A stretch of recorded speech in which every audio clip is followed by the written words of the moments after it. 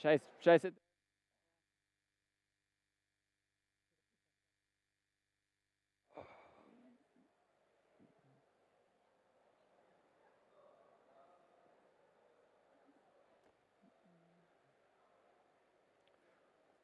All right, good afternoon, everyone. We're going to go ahead and get started here. Welcome to our session this afternoon, showcasing sustainability success stories, lessons from Africa. My name is Reed Blakemore. I'm the Deputy Director of the Atlantic Council's Global Energy Center. We're an international affairs think tank based out of Washington, D.C. It's my pleasure to welcome all of you here today and welcome our panelists, both of whom are winners of the Zayed Sustainability Prize. Mansour Hamayoun, co-founder and CEO of Bbox, and Muna El Tahir, the country director at Practical Action. Just to lay the groundwork for our discussion today, I want to ground truth us in kind of a singular idea that energy access is key to economic development across the continent, right? Whether you're talking about healthcare, agriculture, education, industry, water, and even climate change resilience. Energy is the building block of all of that. Now, the nexus of energy access and economic development and the need to build that on the continent represents a systemic change. You're building this system. And in some ways, that is a challenge and an opportunity. We're talking about a massive task ahead of us. Just 700 million people across the continent have no access to electricity, right? That's over 50% of just sub-Saharan Africa. 900 million lack access to clean cooking fuels, right? That's just in micro, two examples of the size of the challenge that we're dealing with here. And when you're doing systems building, you're also talking about the complexity of these systems. And you're asking a lot and need to respect the scale of the challenge that you're undertaking. That all said, systemic change is also an opportunity. It opens the door for more effective, reliable, localized sustainability model. And I think the type of localized bottom-up engagement that both of these two panelists represent success stories of really offer lessons that we should be learning as we look to sustainable development across the continent. Our question really for this panel then becomes, how do we achieve systemic change, energy, both in the form of energy access and sustainable development, while still pursuing and advancing the necessary and urgent goals of clean energy deployment and combating climate and adapting our energy system for climate change?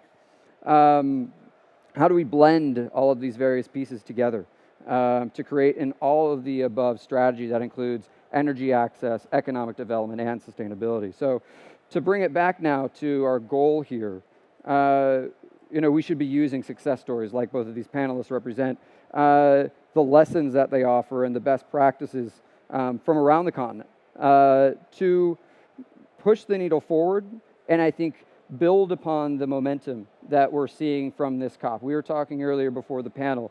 Yes, this is the African COP where we're giving a voice to the developing world in Africa and the broader developing world. But it's absolutely critical that this not be the only COP where we have these discussions. And hearing from folks like yourselves allow us to maintain that momentum and learn and move forward as we navigate this nexus of supporting a sustainable development for the continent and the broader region.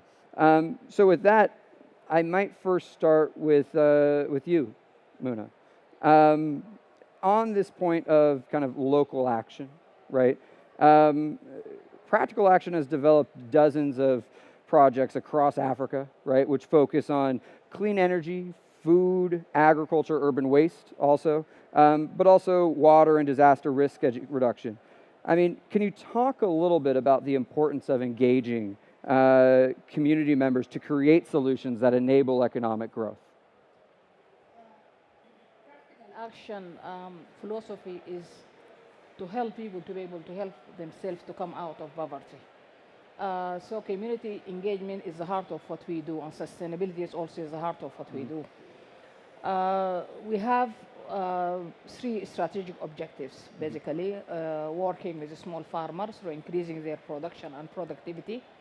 We're working with energy, addressing energy poverty through renewable energy. And also we are working with disaster risk reduction, as you mentioned.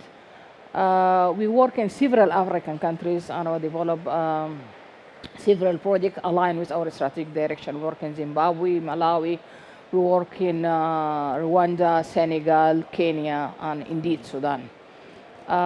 We demonstrated a very successful stories across the continent. We have an approach called integrated water resources management, where we develop water points for the communities through using renewable energy, solars, and using the water for addressing poverty in terms of provision of sufficient water for agriculture, for livestock, and for human use, along with lots of hygiene promotions. And this is very sustainable because the source of energies we are using for pulling the water for underground is a sustainable source of energy, which is provide sufficient water for multiple use. And also we have community forests through also same kind of projects through using the same water and increasing production and productivity through new techniques. You know, it's about using ingenious ideas for having high production productivity through a very sustainable source of income and empowerment. Also, we have a clean cooking for women, and this is a very gender transformative kind of intervention for women who are having difficulty in providing clear source of energy for cooking, and we provide clean stoves for the women. This is what we do basically. It's quite scalable, the project, and quite sustainable. We provide good documentation for the knowledge that we have from our successful demonstration project on ground, and we use it for influencing policies at the state level, influencing sister NGOs, influencing donor working on where we are working, and having change that is scaled in a sustainable manner. You know, Mansour, I want to turn to you next. I think Muna offered a number of examples of the ways you can, you know, engage at the community level and what practical action is doing specifically.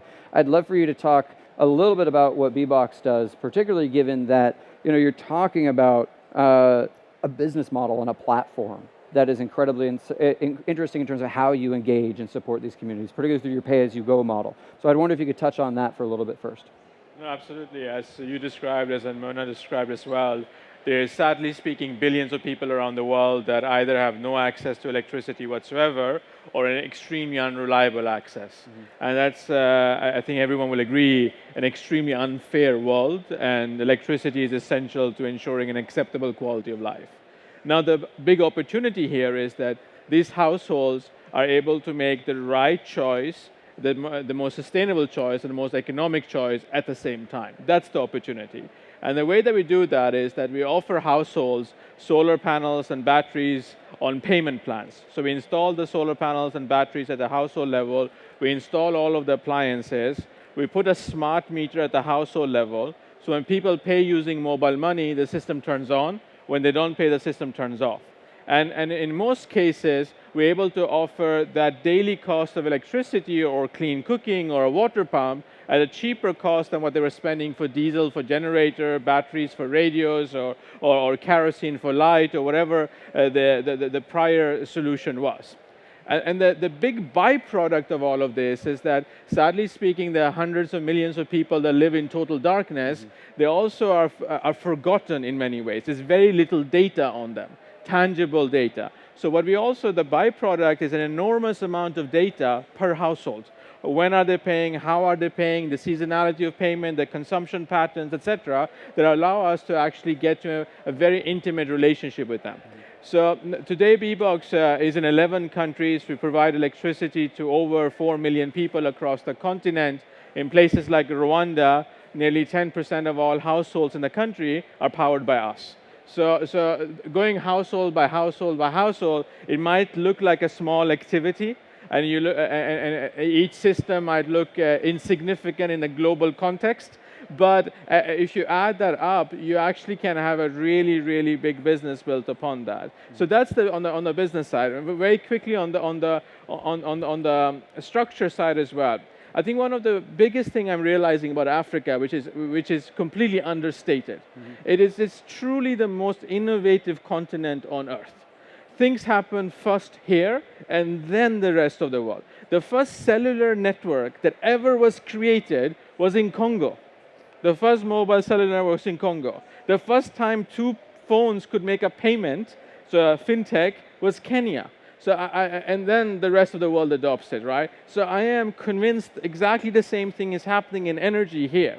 And actually, the result of that is that you have a continent that's not just digitally inclusive, mobile first, but you're also getting households that on a daily basis are becoming carbon negative.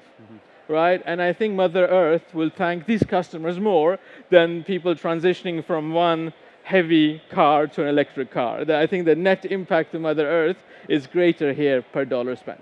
I think that's 100% true, and I think I do want to use both of your examples as an opportunity to kind of blow it back out to the macro level. When we look at this energy systemic change that needs to happen throughout Africa in terms of energy development, and to that end, I'd love to bring in His Excellency Adnan Amin into this conversation.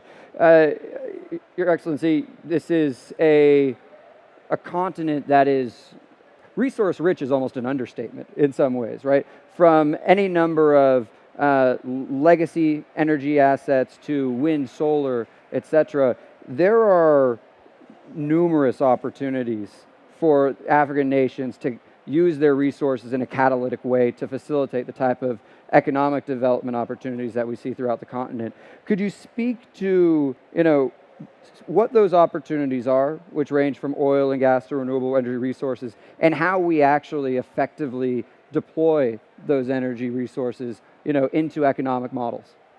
Well, thank you very much, Reed, and let me apologize for being late. I was moderating a ministerial conversation of African ministers with the Chinese minister, especially about renewable energy. So this is really emerging as one of the opportunity areas for Africa today. We're at a very pivotal moment for the energy future for Africa because we've had a decade or more of growth in African economies. The middle class has been growing. There's more disposable income. 3 or 4 of the fastest growing economies in the world have been African countries. And what you see is exponentially increasing energy demand. In other regions of the world, in Europe, in the United States, you see fairly stable energy demand, and with efficiency, it may even go down. In Africa, it's increasing exponentially. And Africa right now is at a very pivotal moment in choices it has to make about its energy future, which will determine its trajectory and its economic future, and whether we can have a model of industrialization and growth that can deal with the social issues, provide employment for the youth, which is one of the great priorities in the African context. So you have a situation, and let me say for both of them, I'm on the jury of the prize. I reviewed their applications. I know Practical Action very well from my past as Director General, as Founding Director General of IRENA, and we had great collaboration and great work being done. And then the innovation, B-Box. This space, the way you describe it, is exactly the point at which energy access can be addressed in Africa. It is the interface of digitalization, energy access, mobile payments, that this kind of momentum can come. And we also have technological development, which allows for the kind of solutions that B-Box is providing to actually be used not just for lighting or whatever, but for productive use. There are renewable energy solutions which can now power threshers in agricultural area, industrial machines, and so on. So small processing. So that transformation on access is happening. What we need on access is where do we find the kind of concessional capital that we need to scale this. Scaling these positive examples represented by these two organizations would be the solution for access. And I recall very early on we were looking at the numbers of people in energy poverty. And I was saying, how come I've been looking at this for 5 years and no number seems to budge? It's always a billion. Why is that? So we started looking at the data, and in the energy data, you couldn't find anything. So we went to the trade data, is where we found what's actually happening with energy access. We shaved 400 million people off the access list because of these kind of solutions, and that was reflected in the trade data, because trade was recording the importation of solar panels and the various aspects. So we see that there is a dynamism. The issue is, what do we do at the level of the power sector, at utility scale investment? So we have a situation where renewables are now, many instances, cheapest on the grid. We have plentiful resource. Africa has one of the best solar potentials in the world, wind potential, huge hydro potential, geothermal. I grew up in Kenya, and in Kenya, we have a substantial part of our power mix, which is like 95% renewable now, is powered by geothermal. That needs investment. But at the same time, we have exploration that has led to new gas discoveries. So Africa is faced with a choice. Do we go in the direction of renewables, or do we go in the direction of oil and gas? And it's an existential issue, because we need energy. If we go in the direction of renewables, we need some solutions for capital allocation decisions, concessional financing, a lot of policy development to enable this to happen, and most importantly, the infrastructure that would support it. On the other hand, gas is seen as a low-hanging fruit. Now suddenly European demand for gas has shot up. So in the past, when the European countries were telling Africa, don't exploit your gas, they're now saying, actually, if you want to exploit your gas, we're ready to buy it. So it's become very complicated. The essential problem is an economic one. If you go in the direction of renewables, you're going in the direction of self-sustainability, you're going in the direction of some level of energy security and energy independence. Whereas if you go in the direction of gas, specific countries may have plentiful gas, but not the whole continent. But you will have a situation where we're beginning to see now major energy analysts projecting that we're reaching peak demand very soon, or we are already on a plateau. And at some point, price signals on demand will begin to show decreasing demand, which will affect capital allocation decisions and global prices. That's the point at which the real danger for Africa comes. Because if you're vested in billions of dollars of infrastructure on gas, at a time when the market begins to collapse, and you cannot valorize your infrastructure, you end up with stranded assets. And the problem for that will be that there's a lot of sovereign debt involved. African indebtedness at the levels that you could see in the 1980s is a real possibility in those instances. So I think it's really absolutely essential to have a very clear discussion around this. And frankly, the climate discussion doesn't make much of an impact in the African setting, because Africa contributes less than 4% of global greenhouse gas emissions. Their point is that if you want us to work on mitigation and you want us to go in the direction of the energy transition, live up to the promises that you have made about the concessionality of finance that enables us to do it. Don't lecture us about using gas or not using gas. So essentially, the international community has to put its money where its mouth is. So that's the broad framework that we're looking at right now. We're poised at this decision-making point, which is going to be crucial for the future. But the silver lining in all of this is the immense innovation you see. Mansoor mentioned M-Pesa. M-Pesa was the first mobile-based network in Kenya that was pioneered in Kenya, which was money exchanged by mobile phone. That's become now standard everywhere in the world. When you guys in the US use the Venmo, you're welcome. But let me say that this is just reflective of one part of it. The innovation that you see in African countries, you go to Rwanda, you go to Kenya, you go to Khartoum, you go wherever you go, you'll see young people educated in these technologies, beginning to see the opportunities around this, innovating around this. And in the Zayed Prize, as Sharifa knows, the number of entries we get from African innovators, young people in this space, is truly remarkable, and that gives you a very positive signal about the future for Africa. I do want to bring it, I do want to turn now back to the innovation angle. And Mansoor, I might turn to you first. We have this story and around rapidly increasing energy demand, right? How do you see your organization catering to those higher tiers of energy demand and offering products and services that, frankly, in the long run will help reduce the cost of energy while still enabling the very access that demand is, establishing?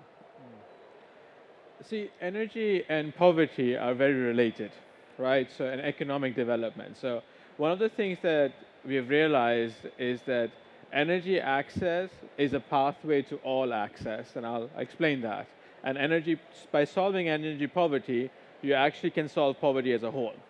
Let me give you an example of a customer that I met quite recently, John, in Kenya. And he's been a customer with us since 2018. He started first with a small solar home system, and we saw that he was making his payments on time, etc. So we upgraded him to a TV system as well. Now he's got a TV at home, and after a few months later on, he also got a cash loan from us as well. Right now, when I visited him, he was becoming eligible for an electric motorbike as well, right? So from us, so an e-bike. So the point is that when we found John, I think one could easily categorize him as a poor individual, or his family as a poor individual, right? But John, in hopefully 3-4 years' time, who has water at home, who has electricity at home, has e-mobility at home, has access to the services at home, he might not become rich, but I don't think he's poor anymore. So the real realization that we have is that the opposite of poverty is really having access to products and services. And the fact that we made that effort of learning who John is by installing the first system, getting the payments, getting the understanding, getting the credit scoring, you started building that up. So in terms of energy, the other big thing about sort of decentralized solutions in general is that they're extremely scalable. Whether we want to power this building or power one household, structurally is no big difference. It's more solar panels, more batteries, but rest is, it's commodified, right? So the question is more, how much am I willing to take a risk on that client to be able to actually finance his current need, right? So this is where concessional capital comes into play as well, because one thing that we find, especially among a really remote and I would say fragile community, is that the chicken and egg between having electricity and translating that into economic output is not immediate. Just because you have electricity today doesn't mean that you start making money tomorrow, right? It might take you 6 months, it might take you 12 months, it might take you 2 years to be able to fully get into the productive cycle of that. So for those sort of customers, subsidies are necessary, right? So in many countries now, there's an active subsidy programs where government has realized that it's actually better for government as a better investment to be able to help people get electricity so they can get on top of the economic empowerment ladder, reduce importation of fuel, improve health, and all of the benefits that sort of come with that as well. So I think concessional capital will play an extremely large role. The last thing I would just say from a energy sort of demand perspective is that the interesting thing about households in this continent, generally speaking, if they make 2 choices, they become carbon negative. 2 choices. One, go solar. Second, improve your clean cooking. These 2 choices, the household, actually, if you're a farmer, you actually become, as a household, net carbon negative. Right? I'm so far away from that, it's incredible. The flight I took to Sharm el-Sheikh probably is enough to make sure anything I do further on this year will not be able to offset that, practically speaking. So these sort of choices, like with practical action, millions of people are doing. And I think that is something that is not properly rewarded. The carbon financing mechanism or carbon credits are there to reduce your carbon and rewards that, but it really doesn't reward not using it in the first place and actually going the negative territory. There should be a premium for negative. I think one of the things that you're articulating here, throughout your really impressive response is, how do you connect sustainability initiatives to commercial success to ultimately, net negative commercial activity? And in that realm, I might, turn back to Muna. In that, Mansour mentioned agriculture as one of these many places. And of course, Practical Action, I think, is doing a lot of work on the smallholder farms piece, where sustainability practices in agriculture are advancing commercial success while broadening economic development and ultimately empowering the very energy demand and access story that we're talking about here. Can you give an example of how Practical Action is supporting those smallholder farms and sustainability practices in agriculture? Okay, provision of sustainable and scalable initiatives is extremely essential. And could only be done through the engagement of the private sector, the government, alongside with the civil society organization, such as Practical Action. I can give thousands of examples, which one of which is this is how we get the prize from the Zayed Prize. We have a project through which, like, I can take you to the clean stuff. Okay, we provide clean stuff for women in Darfur. Those women is no longer going for quite a walk every day to fetch the firewood. Now they have a clean energy in their clean cooking source of energy for in their houses. They have enough time to do economic activities. They cultivate their lands. They have livestock, and now they're having better quality of life in a very sustainable manner. This is how we do. We provide them alongside seeds and seedling and knowledge through school farmers, which having them now. I remember a very interesting story. Like, I was talking to one of the women, and she told me, now we have food in our plate, money in our pocket, and we send our kids to school. And this is a change. This is an impactful intervention, which make their life better through having access to energy in a very simple manner. Again, another example is the mini grids. This is also through private sector engagement, having house lighting, having hospitals, clinics, with provision of electricity for hospital and clinics. And this is also something that change people in a way that, like, health and the health facilities are improved greatly and reduce the morbidity in the targeted community. This is also something good example. The farmers in the communities that we target, they have water facilities for water harvesting facilities through using the energy, solar, and this is also increase their productivity and lifting them out of poverty, as an example. That's it. Your Excellency, I want to turn to you once more, and I think after this I'll open it up to audience questions, so start thinking, and I think we'll have a mic running around if anybody wants to volunteer. You mentioned in your opening remarks here several times the issue of finance, right? And obviously this is the implementation COP. We're spending a lot of time talking about sustainability finance, climate finance. How, in your mind, given that we have such profound success stories to draw from, right? How do we better unlock the institutional capital from both African and global financial institutions to not just empower specific localized success stories like these on stage, but also facilitate the broader systemic change, I think, that we see needing to happen on the continent as it explores sustainable development. Yep. Well, when you listen to both of our prize winners, you really begin to understand how transformational this is for people's lives. If you imagine rural African households without any form of modern energy service, the hardships they had to endure, the fact that for lighting, kids go to school, when they come home they have to do their homework. If you have paraffin or kerosene lighting that's indoors, the quality of indoor air pollution was causing huge health impacts among young people in Africa. The health burden, the cost of the health burden itself was a huge financial cost. That is being alleviated through this process. Right. The clean cooking is relieving pressure on the environment because people are not cutting down firewood, burning charcoal as much as they did before. So that regeneration is happening.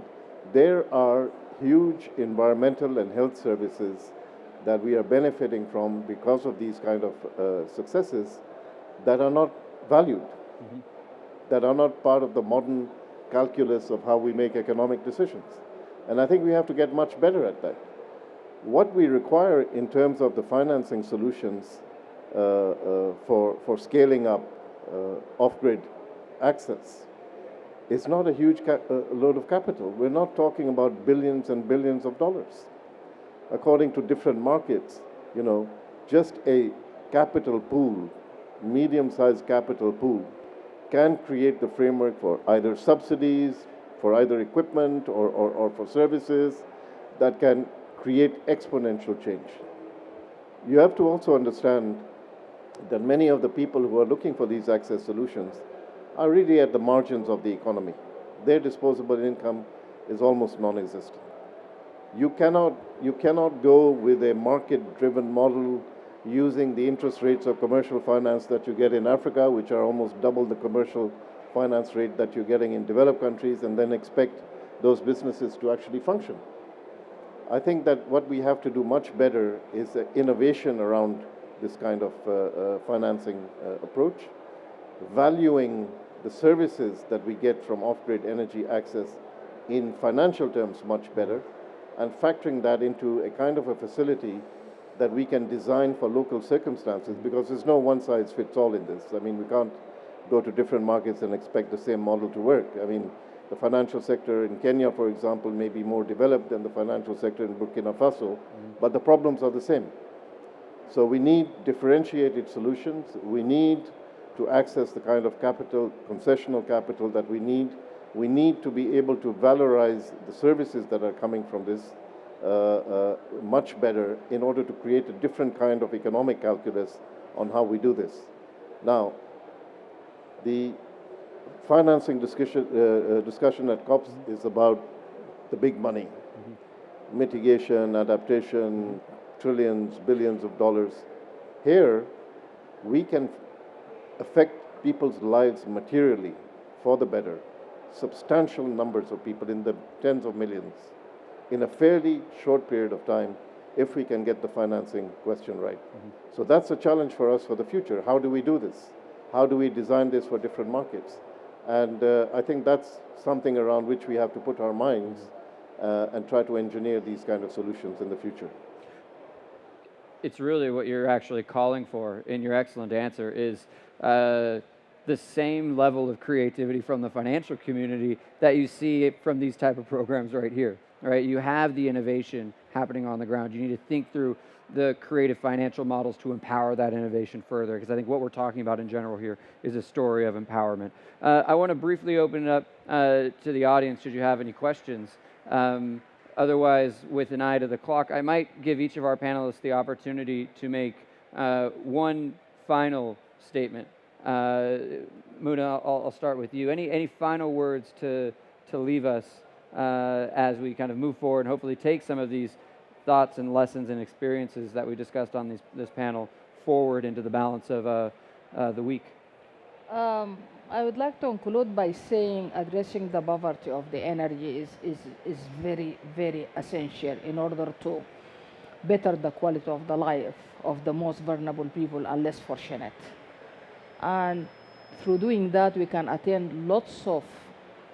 resolve lots of challenges that faced by the communities we are serving.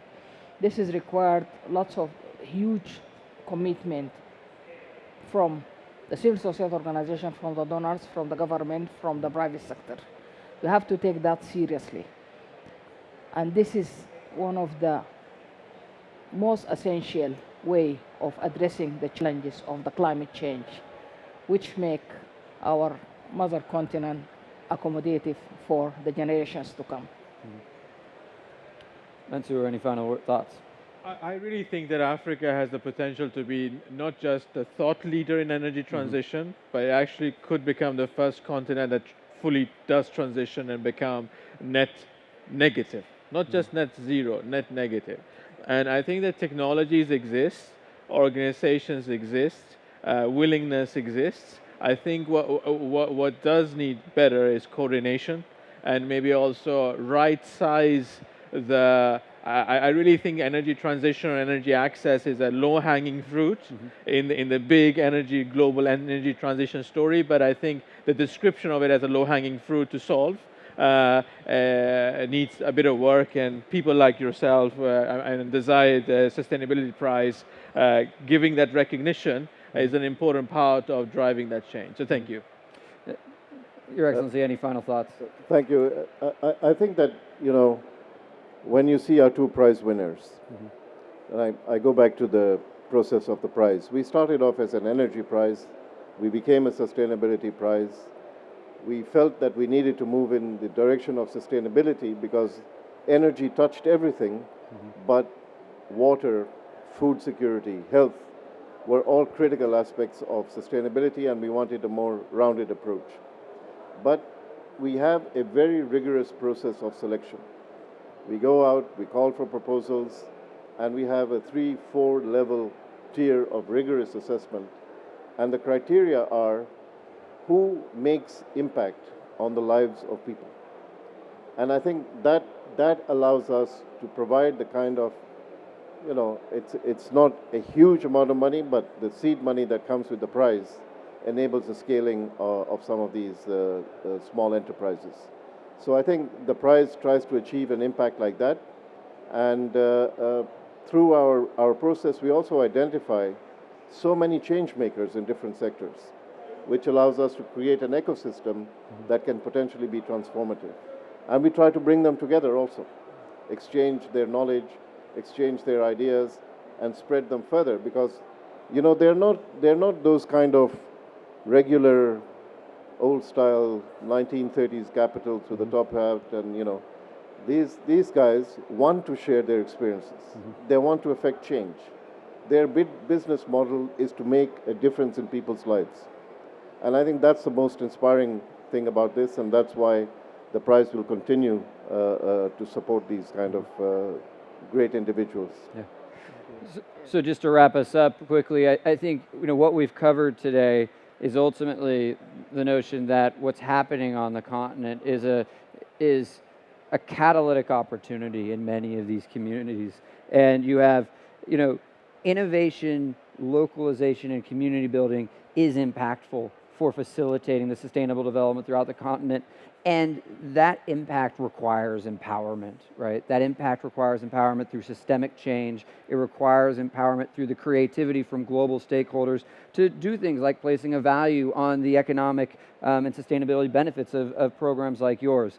And learning those lessons is going to be critical to success, not just on the continent, but as I mentioned at the beginning, taking those experiences into other contexts throughout the developing world. And so with that said, I'd like to thank His Excellency for joining us today. I'd like to thank our prize winners for joining us today. I'd also like to mention that this January we'll have two new new round entirely of Zayed Sustainability Prize winners announced. So it's wonderful to see how, these are just two of numerous success stories coming out of this program. So with that, I'd like to give our panelists a lovely round of applause.